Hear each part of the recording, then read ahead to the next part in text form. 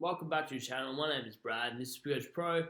Today's video I am doing a bit of a finals predictor, also having a look at some of the delistings and retirements to see if there's any players that possibly could come back for 2022 season on a new club list.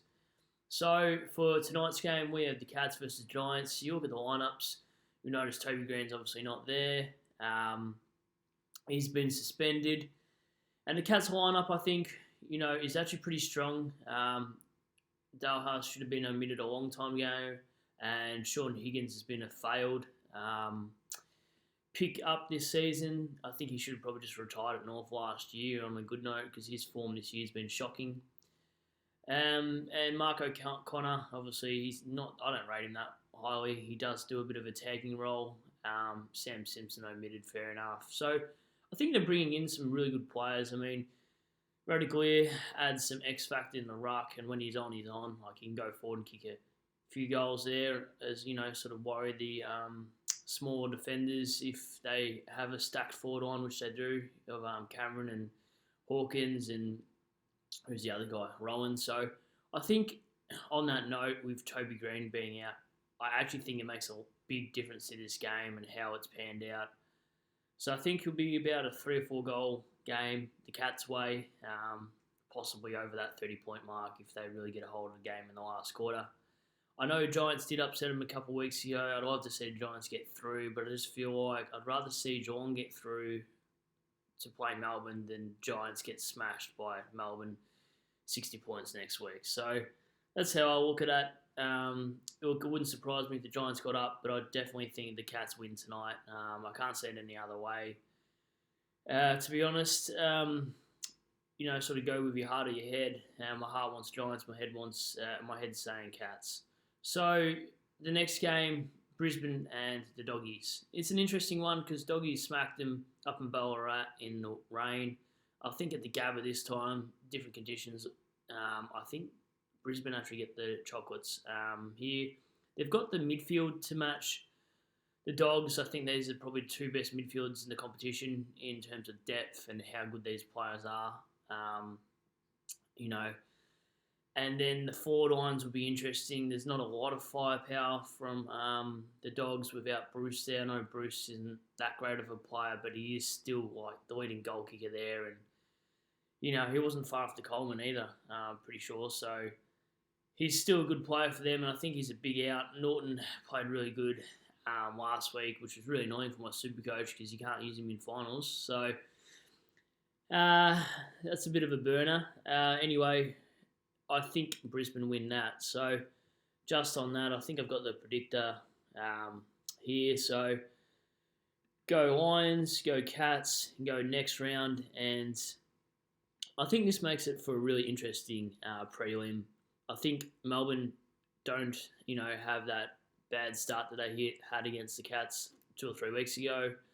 So I'm willing to say that Melbourne win that game, and I reckon Port go straight through. Port, I just think Port having an extra week's rest, I think, Lions will be playing a few tough games. They play Dogs, and then they've got to come up to Port in Adelaide. I think it's too much for them. They're still a young side, so they've still got plenty of opportunity to win a premiership. But I think the burn of the prelim last year for Port Adelaide against the Tigers by about a goal would still be something in the back of their head. So it might make them a bit shaky at the start, but I think the home crowd will get them across the line in their prelim. So I actually think it'll be the 2 top dogs. It'll be the first time in a while where it's had 1 and 2 position finish. Normally it's like 3 and 2 or whatever. So, and onto that one, Melbourne versus Port. I think, honestly, this is the only one I can't really predict.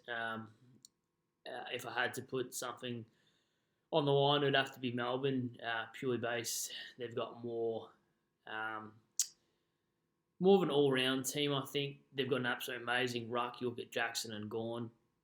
Their forward line with Fritsch, Ben Brown, Tom McDonald is pretty good as well. And then you got Lever and May in the back line. So their midfield, Oliver, Petrarca, and then it's a little bit shy for depth there. I mean, you've got Harms and players like that, but you've still got real premiums in that spine. as opposed to Port, who are good. They've got a decent forward line. They've got really good young talent, but will that young talent stand up in a grand final? Will Dersma, Butters, players like that, get them across the line? It's not so much the older players I'm really concerned about for Port, because I think the older players really know how to, play the finals and whatnot. So, like your Boak type players, I think they'll be pretty calm. It's more of the younger players in Port Adelaide's side that might be all a bit shaky. And in that game too, if I was to predict by how much, well, it could honestly be about 2 or 3 goals max, and I think Melbourne win that. And that would be my grand final prediction. Look, we all know it can go completely opposite, and you could see the Cats and Dogs in it or something crazy. You never know. So look, that's just what I'm thinking happens. And just on that, before I do go, I missed the channel because I thought I can't talk much about Supercoach because there's not too many things at the moment. It's all about finals, which is fair enough. It's weird not seeing Tigers in there, but still making for a cracker final series. And I think, we're in for quite a show this weekend. Should be some good games. Delistings and retirements. Obviously, some delistings if you're a club. There's some players on here that would not surprise me if they were picked up. Tom Lynch is one of them. I think he's not a bad pickup if a team did want at all. Could play forward, play ruck, bit of everything, play on the wing. Bit of a interesting selection to see if he does go anywhere as a delisted free agent. Talia, there's talking about Essendon, Richmond going for him. Asprey replacement is what I'm hoping Richmond do go for. He is an All-Australian, so I hope we pick him up. Wouldn't surprise me if he went to the Bombers, though, with Rutten. So either or there. These players, probably not interesting unless it's maybe Casbolt. Maybe does he go to North Melbourne as a key forward? That could be something a club looks at. None of these guys I look into. I don't know a lot about Tohill, to be honest, anyhow. No Essendon players here. Conker's an interesting one. He's only 29. He played all right at the Tigers. I didn't mind him. And then I thought Toby Watson played about 13 or 14 games with Freo, even the last game. So I think he'll get picked up on a list. I'm not too sure about any of the other players. Maybe Bewley does, just because he looks like a familiar name that does get named. So interesting. Fremantle doing a bit of a clean out there pretty early. And Gold Coast, no one I'd take from there at all. Hawthorne, definitely not. They're all retired. North Melbourne, Garner, if he could get his body right, would be an interesting pick. Tyson, not so much. I thought in the pre-season for Supercoach he'd be all right. He's had that one good pre-season game, but did nothing ever since. Naish could go to Collingwood now that Fly McRae is the Collingwood coach there, which is interesting. Congratulations to him. He might actually pick a few Richmond players, maybe like Caddy. He could even steal Chol off Essendon. I somehow don't think Chol's going to stay with the Tigers. I think he'll go to the Bombers. But I do think McRae and Rutten will pinch some Richmond players over the next couple of years because they have that relationship with him and whatnot. So pretty interesting here. This is the big one. I'd absolutely target Dunstan. I mean, just by Supercoach numbers alone, he looked pretty solid as a player. Had him in draft. Don't know why they delisted him. Maybe there's an issue between coach and player. You never know these sort of things. Some coaches don't say eye to eye with their players, which is fair enough. You're not going to get along with everyone in this world. And the rest of those players you probably wouldn't look at. Obviously, he retired due to concussion issues, I think it was.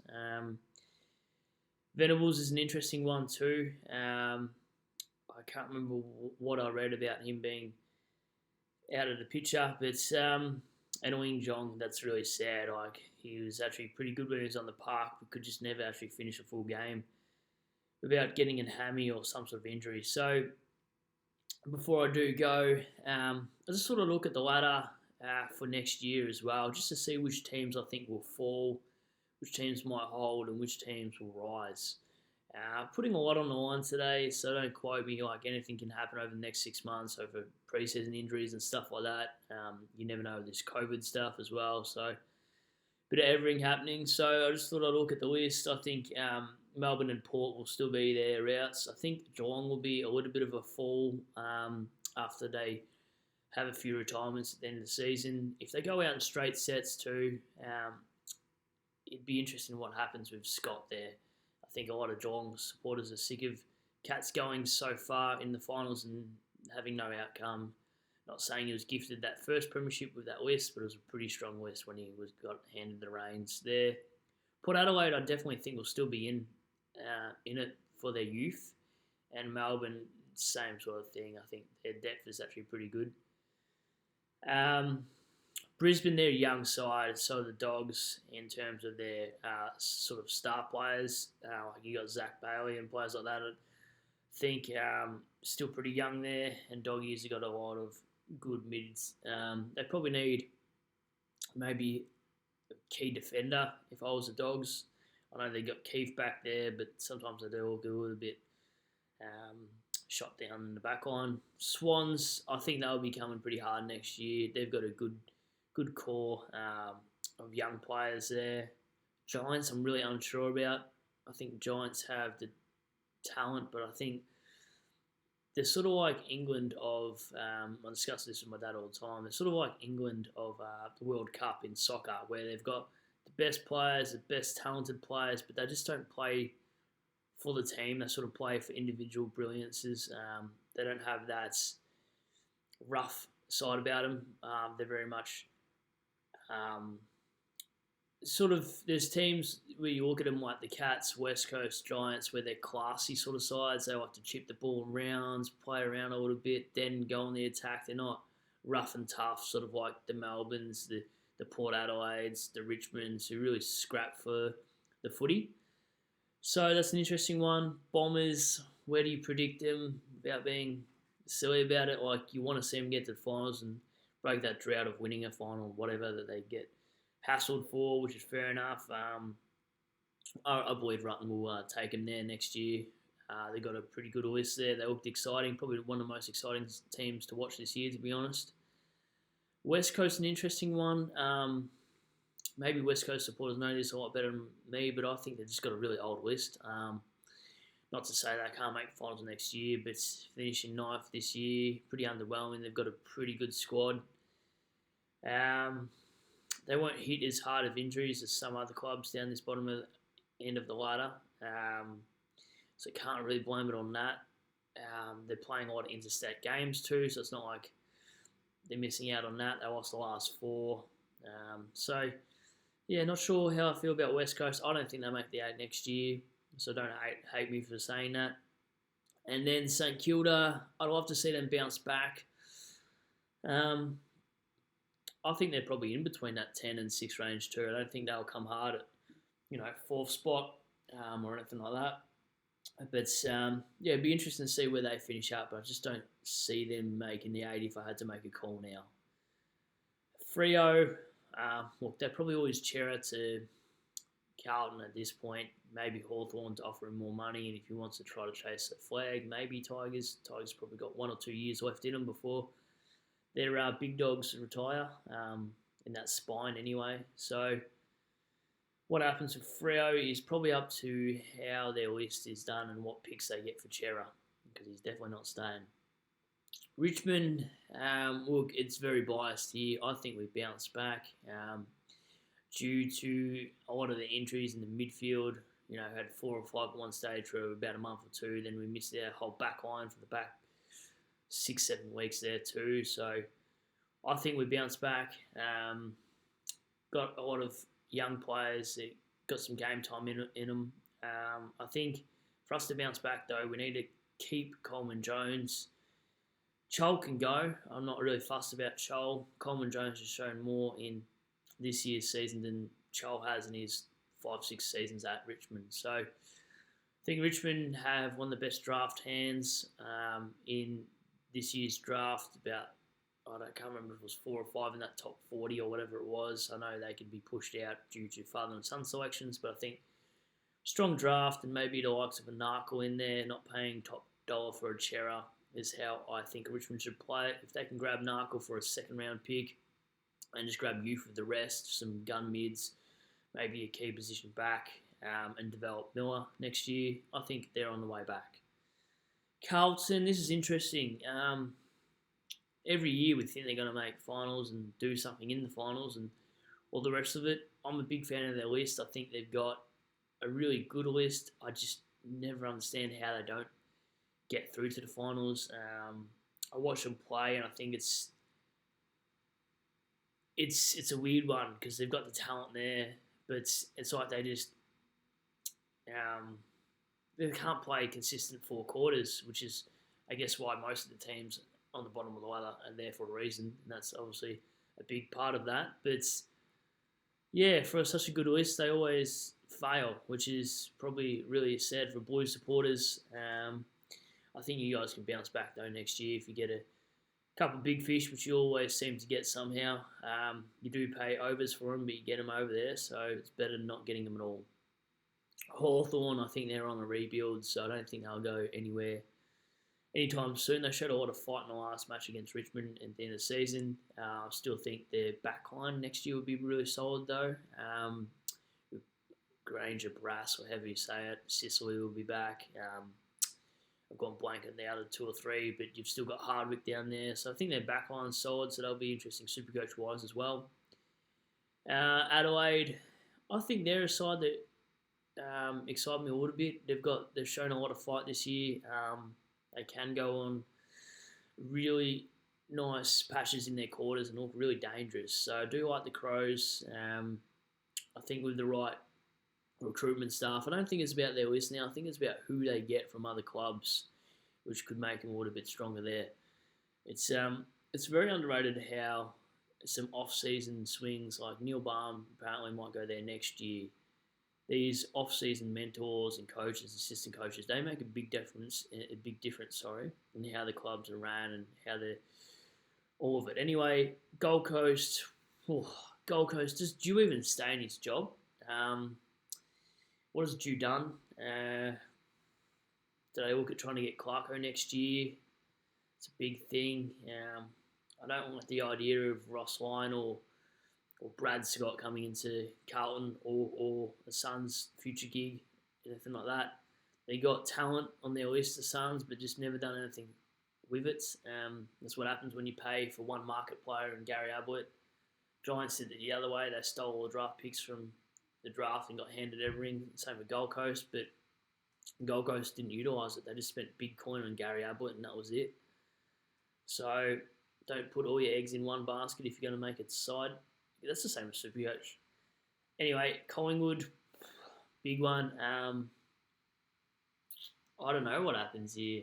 They probably stay on the bottom of the ladder for a couple of years, maybe 2 years until they develop Poulter and all these kids coming through because their young kids are great. Bianco showed some promise.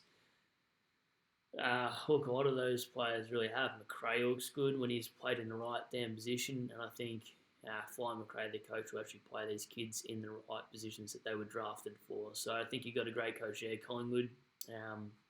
He won us the VFL Premiership, and he will definitely probably steal a couple of Tigers players. I think Nash will be there next season. Just didn't get a proper gig at Richmond this year, and I think he will probably implicate the same sort of game style to the way we play. North Melbourne is probably one of the more exciting ones. I know they finish on the bottom, but I think they've got a really good list here. I obviously don't think they will make the top 8. In fact, I probably haven't really summarised any of these teams I think will bounce back, and I will. So I probably think Tigers, and that's probably about it, to be honest. I think they almost stay there.